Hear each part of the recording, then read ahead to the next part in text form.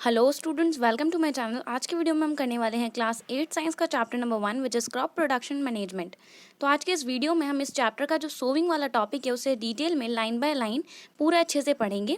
इसके पहले वाले वीडियो में मैंने प्रिपरेशन ऑफ सॉइल वाला जो टॉपिक है उसे पूरा डिटेल में आपको एक्सप्लेन किया है, तो उस वीडियो का लिंक मैंने नीचे डिस्क्रिप्शन में दे दिया है, आप जाकर चेक कर सकते हैं।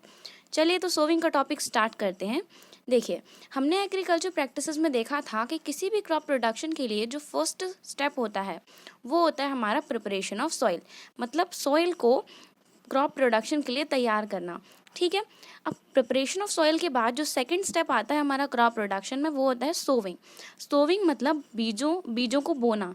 जो हम बीज डालते हैं ना मिट्टी में पौधा उगाने के लिए, उसे ही हम सोविंग कहते हैं, बीजों की बुआई करना। ठीक है, चलिए, sowing is an important part of crop production. अब क्रॉप प्रोडक्शन का एक इम्पॉर्टेंट पार्ट होता है सोविंग करना, बुआई करना। ठीक है, before sowing good quality clean and healthy seeds of good variety are selected. अब देखिए, सोविंग करने से पहले जो गुड क्वालिटी के, जो अच्छी क्वालिटी के सीड्स होते हैं, ठीक है, क्लीन हेल्दी, जो साफ़ सुथरे हेल्दी सीड्स होते हैं ना, उन्हें सिलेक्ट किया जाता है, चुना जाता है। ठीक है, farmers prefer to use seeds which give high yield.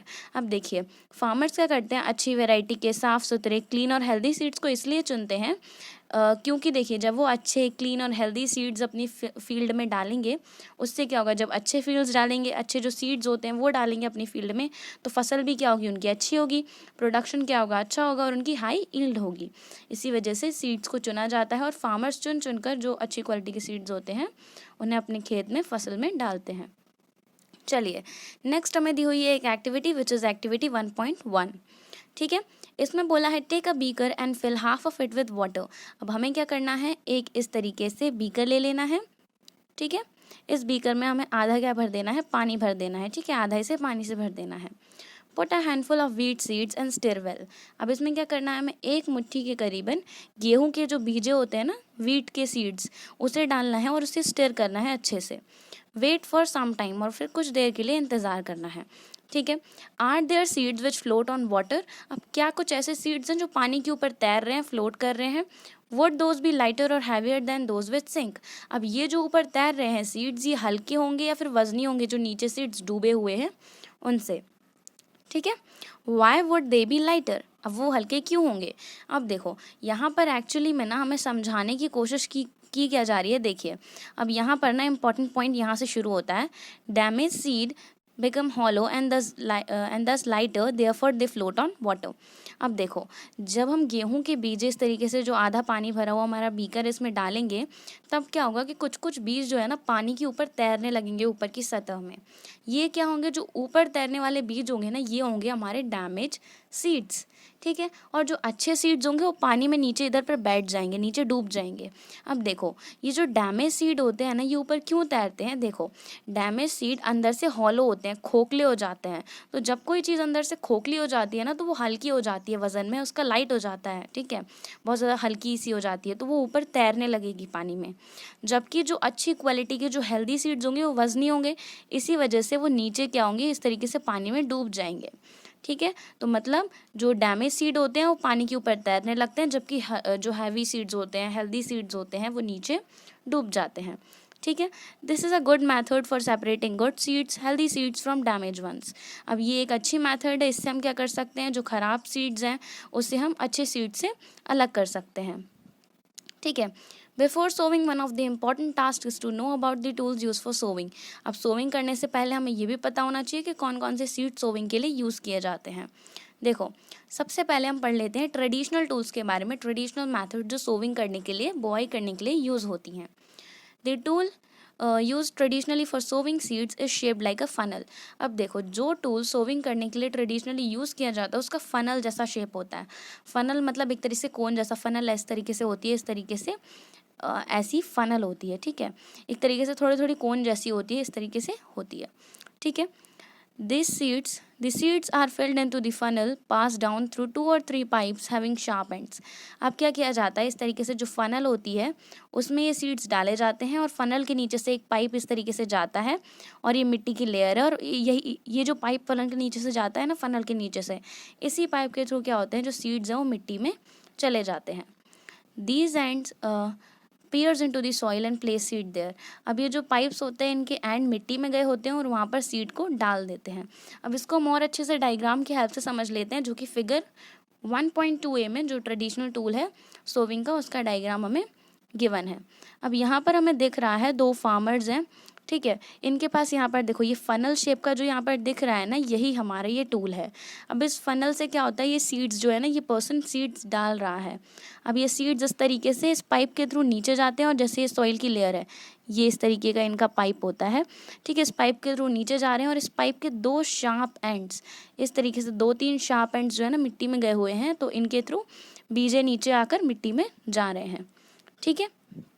चलिए एक तरीके से अगर यहाँ पर हम देखें तो इस तरीके से जैसे हमारी फनल शेप ओपनिंग है, ठीक है, इससे बीजे जा रहे हैं इस तरीके से पाइप से नीचे, ठीक है। और ये अगर हमारी मिट्टी की लेयर है तो इससे ये बीज के हो रहे हैं अंदर मिट्टी में चले जा रहे हैं, मतलब यहाँ से सीड्स आकर ऐसे मिट्टी में जा रहे हैं। तो एक्चुअली इस तरीके से यहाँ पर जो सोविंग है वो की जाती है ट्रेडिशनल मेथड से, ठीक है। अब चलते हैं हम जो हमारी मॉडर्न मेथड सोविंग के लिए जो भी मेथड यूज़ होती है उस पर। देखो जो मॉडर्न मेथड में हम यूज़ करते हैं वो होता है हमारा सीड ड्रिल। सीड ड्रिल का डायग्राम फिगर 1.2b में दिया हुआ है। चलिए तो सीड ड्रिल को देखते हैं। अब Nowadays the seed drill is used for sowing with the help of tractors। अब आजकल क्या किया जा रहा है, सोविंग करने के लिए, बुआई करने के लिए क्या किया जाता है, सीड ड्रिल का यूज़ किया जा रहा है। ट्रैक्टर की हेल्प से इसे चलाया जाता है, इसका यूज़ किया जाता है, ठीक है। This shows the seed uniformly eight equal distances और एट डेप्थ। अब ये वाली जो डिवाइस है ये सीड्स को एक इक्वल डिस्टेंस और डेप्थ पर डालती है। अब देखो इक्वल डिस्टेंस कैसे, अगर एक सीड यहाँ है तो दूसरा एक इक्वल डिस्टेंस पर यहाँ होगा। इट मीन्स अगर एक सीड यहाँ पर है तो दूसरा एक यूनिफॉर्म डिस्टेंस पर होगा, तीसरा भी एक इक्वल और यूनिफॉर्म डिस्टेंस पर होगा, ठीक है। अब डेप्थ मीनिंग देखो, डेप्थ का मतलब क्या होता है, अगर हमारी सॉइल की लेयर है तो एक इक्वल डेप्थ पर जो है ना मिट्टी के अंदर ये जो सीड्स हैं वो जाएंगे, ठीक है। It ensures that the seed get covered with soil after sowing. This protect the seeds from being eaten by birds। अब ये वाली देखो, अब जब भी हम बीजा डालते हैं मिट्टी में, उससे हम क्या करते हैं, मिट्टी से ढक देते हैं। ये तो सबको पता है कि बीज हम मिट्टी में डाल के ढक देते हैं। अब कभी कभार अगर ये बीज नहीं ढक पाता है मिट्टी से, तो बर्ड्स क्या करते हैं, जो पक्षी होते हैं, ठीक है, ये क्या करते हैं, इन्हें खा लेते हैं और सीड क्या हो जाता है, हमारा ख़राब हो जाता है, ठीक है। इसीलिए ये डिवाइस ये भी इंश्योर करती है कि सीड मिट्टी में जाने के बाद पूरी तरीके से मिट्टी से ढक गया है, कवर हो गया है। इससे क्या होता है कि बर्ड सीड को नहीं खा पाते हैं। Sowing using a seed drill saves times and labour. अब देखो अगर हम जो सीड ड्रिल डिवाइस है इसका यूज़ करके सोविंग करते हैं तो इससे टाइम भी बचता है और लेबर भी बचता है, बहुत ही जल्दी हमारा सोविंग का काम हो जाता है। देखो appropriate distance between the seed is necessary to avoid over crowding of plant. हमने देखा था कि ये जो डिवाइस है ना ये एक प्रॉपर डिस्टेंस पर सीड्स को डालती है, एक यूनिफॉर्म डिस्टेंस पर, ठीक है। तो एक पौधा यहाँ उगेगा और एक पौधा यहाँ उगेगा, जैसे कि जहाँ जहाँ पर सीड्स डले हैं वहाँ पर, तो इन दोनों के बीच में एक यूनिफॉर्म डिस्टेंस होगा। इसकी वजह से क्या होता है, पौधों की ओवर क्राउडिंग नहीं होती है। ओवर क्राउडिंग मतलब, ओवर क्राउडिंग अगर बहुत ज़्यादा जो पौधे होते हैं ना वो एक जगह बहुत पास पास में उगते हैं तो ओवर क्राउडिंग हो जाती है, ठीक है। बहुत चिपक चिपक के पास पास में जो पौधे होते हैं वो उगते हैं उससे, ठीक है। This allow the plants to get sufficient sunlight, nutritions, water from soil. अब अगर एक प्रॉपर डिस्टेंस पर पौधे उगते हैं तो सारे पौधों को एक प्रॉपर सनलाइट मिलती है, न्यूट्रिशंस मिलते हैं, ठीक है। पानी हो जाता है, वाटर जो होता है सब बराबर क्वांटिटी में मिलता है। At times a few plant may be removed to prevent overcrowding। कभी कभार क्या होता है, अगर बहुत पास पास में पौधे उग जाते हैं तो हमें कुछ पौधों को निकालना भी पड़ता है, जिससे क्या हो, प्लांट्स की ओवरक्राउडिंग ना हो और सारे प्लांट्स को अच्छे से जो सफिशिएंट सनलाइट, वाटर, न्यूट्रिशन सब मिलता रहे। तो ये हो गया हमारा जो सोविंग का टॉपिक था, ठीक है। जो भी हमने सोविंग के टॉपिक में हमने देखना था हमने, तो यहाँ पर हमने क्या किया, लाइन बाय लाइन पूरा अच्छे से पढ़ के जो सोविंग का टॉपिक था, ठीक है, उसमें जितने भी टूल्स का यूज़ होता है, ठीक है, जितने भी उसमें मेथड्स का यूज़ होता है सबको हमने डिटेल में पढ़ लिया है। तो यहाँ पर हमारा जो सोविंग का वीडियो है, ठीक है, ये वाला जो टॉपिक है ये हो गया कंप्लीट। तो स्टूडेंट्स अगर आप लोगों को ये वीडियो अच्छा लगा हो तो प्लीज़ हमारे वीडियो को लाइक कीजिए, चैनल को सब्सक्राइब कीजिए और ज़्यादा से ज़्यादा अपने फ्रेंड्स के साथ शेयर कीजिए। Thank you for watching this video. Thank you.